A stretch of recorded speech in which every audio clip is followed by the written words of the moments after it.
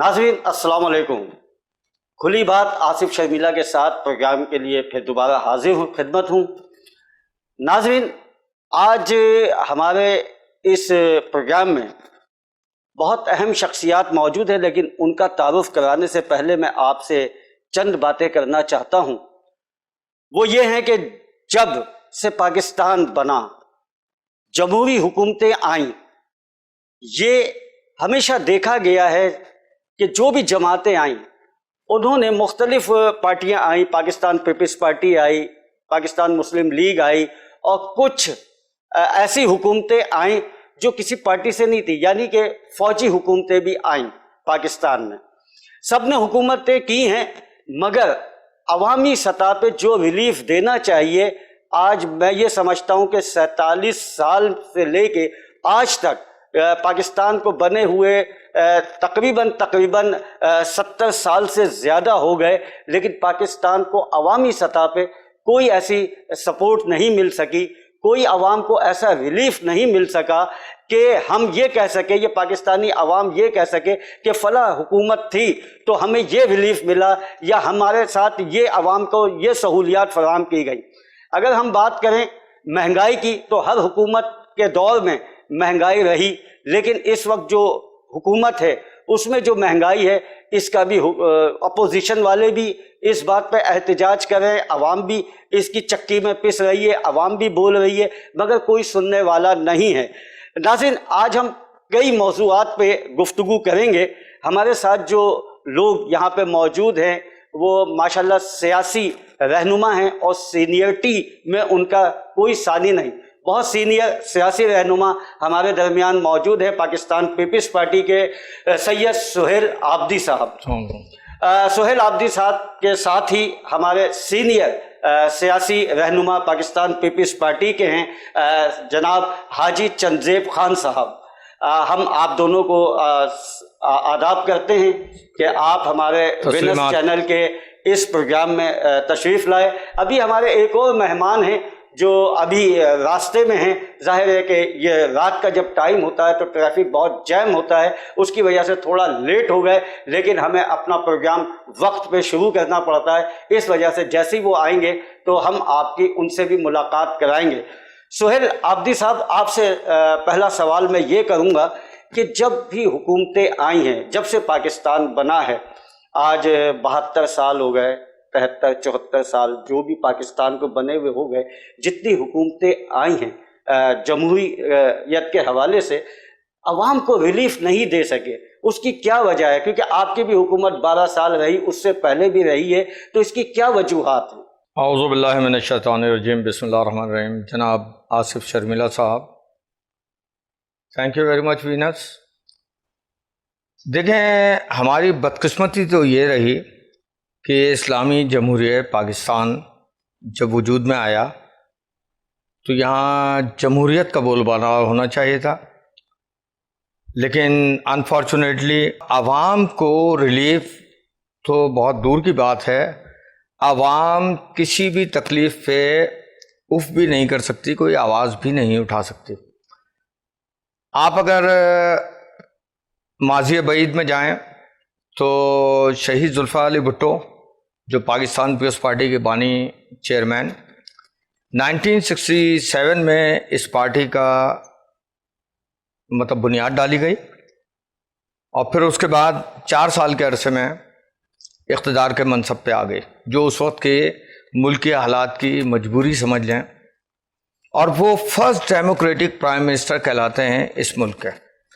और जब वो आए तो जहाँ तक आवाम के रिलीफ की बात है, तो मैं समझता हूँ कि आवाम जो एक मज़दूर, एक हारी और एक किसान, जो ये समझता था कि हम पैदा हुए हैं मज़दूर, मरेंगे भी मज़दूर, पैदा हुए हैं हारी व किसान, तो मरेंगे भी हारी व किसान। लेकिन शहीद जुल्फ़िकार अली भुट्टो ने उनको बताया कि जितना किसी एलीट का हक़ है इस मुल्क पे, इतना ही इस मुल्क में रहने वाले एक मज़दूर किसान का भी हक़ है। ये बात तो सच है सुहेल आब्दी साहब के जुल्फ़िकार अली भुट्टो ने आवाम को शऊर दिया जी, पाकिस्तान के लिए भी उन्होंने काम किया जी, लेकिन भुट्टो के बाद अगर हम देखें تو عوام کیوں مہنگائی کی چکی میں پس رہی ہے؟ کیوں مطلب وہ جو سہولیات جو عوام کو ملنا چاہیے، جیسے ایک شخص ہے وہ اپنی نوکری سے ریٹائر ہو جاتا ہے، اس کے بعد اس کو وظیفہ ملنا چاہیے یا اس کی پینشن ملنا چاہیے، یا وہ ہمیشہ ٹیکس دیتا ہے، تو حکومتیں کیوں نہیں آ کے کوئی ایسی سہولیات فراہم کرتی ہیں کہ اس کو وہ ریلیف مل سکے، اس کو وہ سہولیات مل سکیں؟ دیکھیں بھٹو صاحب کی ہی بات کیونکہ میں کروں گا، جمہوریت کی ابتدا صحیح معنی میں اسی دور سے ہوئی کہ عوام کو ریلیف دینے کے لیے اس ملک کے اندر یہ سمجھیں کہ ایک پہلا مستند آئین شہید ذوالفقار علی بھٹو نے دیا، پاکستانی کو اس کی پہچان، اس کی شناخت، نیشنل آئیڈینٹی کارڈ اس دور میں اجرا ہوا، اس کا پہلا کارڈ شہید ذوالفقار علی بھٹو نے اپنا بنایا، اور پھر اس کے بعد عوام کو کہ اس کی ایک شناخت ہونی چاہیے کہ وہ نیشنل ہے، وہ سٹیزن آف پاکستانی ہے۔ اسی طریقے سے جہاں غریب مزدور حاری کسان کو اسمبلیز تک پہنچایا، وہاں اس کے لیے تعلیم مفت کی، تعلیم عام کی، اور جو وہ لوگ جو مزدور کسان یا حاری تھے جو تعلیم حاصل نہیں کر پاتے تھے، ان کے لیے تعلیم بالغان کا سلسلہ شروع کیا، کیونکہ تعلیم صرف اس لیے نہیں ہوتی کہ اس کو بہترین نوکری کے حصول کے لیے تعلیم کو حاصل کیا جائے، بلکہ تعلیم جو ہے وہ ایک شعور دیتی ہے، اور عوام کو باشعور کرنے کے لیے شہید ذوالفقار علی بھٹو نے جتنی اصلاحات تھیں، مذہب اسلام کو آج بڑے افسوس کے ساتھ ہمیں کہنا پڑتا ہے کہ آج جو فلسطین میں مظالم ہو رہے ہیں، شہید ذوالفقار علی بھٹو شدت سے یاد آتے ہیں۔ اسلامک سمٹ کانفرنس کا انعقاد کیا تھا؟ وہ یہی تھا کہ تمام اسلامی کنٹریز، اسلامی ممالک ایک ہوں، اور مقصد یہ تھا کہ یہ میں آپ کی بات کو کراس کروں گا، آپ کا پوائنٹ میرے پاس آ گیا ہے۔ جی یہ بات تو صحیح ہے کہ اسلامی کانفرنس بنانے والے ذوالفقار علی بھٹو صاحب جی پاکستان کے سابقہ وزیر اعظم۔ جی چنزیب خان صاحب، ماشاءاللہ آپ کا بڑا تجربہ ہے سیاست میں، اور تقریباً آپ نے کافی سیاست کی، آپ نے الیکشنز بھی لڑے، اور بڑے بڑے جلسے جلوسوں میں بھی آپ شامل رہے۔ آپ کیا کہیں گے؟ یہ اسلامی کانفرنس ہماری بنی، اس کے بعد آج فلسطین کشمیر کا مسئلہ ہے، مگر وہاں پہ کوئی ایسی قرارداد منظور نہیں ہو پا رہی ہے کہ یہ مظالم بند کیے جائیں جو کہ فلسطین میں ہو رہے ہیں، اور جو برما میں ہو رہے ہیں مسلمانوں پہ، اور جو کہ جس طریقے سے وہاں پہ خون بہایا جا رہا ہے، تو یہ اسلامی ممالک کیوں نہیں اس طرف آواز اٹھا رہے؟ بسم اللہ الرحمن الرحیم۔ کروڑوں درود و سلام آقا دو جہاں اور اس کی آل آصف شرمیلا صاحب، پہلے تو سب سے پہلے آپ کو اور آپ کے چینل کو مبارکباد، آپ کا یہ فرسٹ پروگرام ہے ہمارے ساتھ۔ اب رہا سوال کہ تاریخ پاکستان کے اوپر چلے جائیں یا تاریخ اسلام کے اوپر چلے جائیں۔ تاریخ اسلام کے اوپر چلے جائیں تو تاریخ اسلام ہمیں یہ دکھاتی ہے کہ دنیا کے 7 بر اعظموں میں سے 3 بر اعظموں پر مسلمانوں نے حکومت کی۔ اس کی بیسکلی جو طاقت تھی وہ ان کا ایمان تھا۔ ہم تباہ اس وقت ہوئے کہ جس وقت مسلمان کا نظریہ دنیاوی طاقتوں پر آ گیا اور دنیا کے مال و منصب پر آ گیا۔ اس کے بعد سے مسلمانوں کا زوال بھی شروع ہوا، اور مسلمان آج اس حالت میں ہیں کہ تقریباً 2 ارب مسلمان 80 لاکھ یہودیوں کا مقابلہ نہیں کر سکتے۔ آج اسرائیل میں جو ظلم ہو رہا ہے اس پہ سب سے پہلی جو ایک آواز ہے یہودیوں کے اندر سے یہودی اٹھا رہے ہیں کہ وہ کنڈم کر رہے ہیں، وہ یہودی جو تاریخ کے سامنے یہ سوال رکھتے ہیں کہ جب یہ یہودی فلسطین کی سرزمین پر آئے تو ان کے حالات کیا تھے۔ یہ لٹے پٹے اسی طرح جس طرح سن 1947 میں یہ پاکستان وجود میں آیا، اور لاکھوں قربانیوں کے ساتھ، لاکھوں شہادتوں کے ساتھ، لاکھوں عصمتیں لٹنے کے بعد یہ سرزمین پاکستان کلمے کی بنیاد پر بنائے گی، 2 قومی نظریے کی بنیاد پر بنائے گی۔ آج وہ یہودی وہاں پر قابض ہیں، اور دنیا کی بین الاقوامی طاقتیں جو ہیں وہ تماشے کے علاوہ کچھ نہیں کر رہی۔ دنیا کے 57 اسلامی ممالک اور 52 اسلامی ممالک کی جو فوج ہے جنہوں نے یہ طے کیا تھا جنرل رئیس شریف کی قیادت میں کہ وہ کسی بھی مسلمان ملک کے اوپر اگر کوئی چڑھائی ہوگی تو یہ فوج وہاں پر کام آئے گی. آج بدقسمتی یہ ہے کہ دنیا کے 57 ممالک کے سربراہان اللہ کی نصرت پر، اپنے ایمان پر، خدا کی طاقت سے زیادہ یقین دنیاوی طاقتوں پر لے آئے ہیں اور اپنی اپنی گردن بچا رہے ہیں. میں اپنا جملہ مکمل میرا کہنے کا مقصد یہ ہے کہ اسلامی ممالک کی میں آپ نے 2 سوال کیے، 2 سوالوں کا جو امت مسلمہ کا تو آپ نے دیکھ لیا جو حال ہے. اس امت مسلمہ کے 57 ممالک سے بہتر وہ بچہ ہے کہ جو پتھر اٹھا کے ٹینک کے سامنے کھڑا ہے.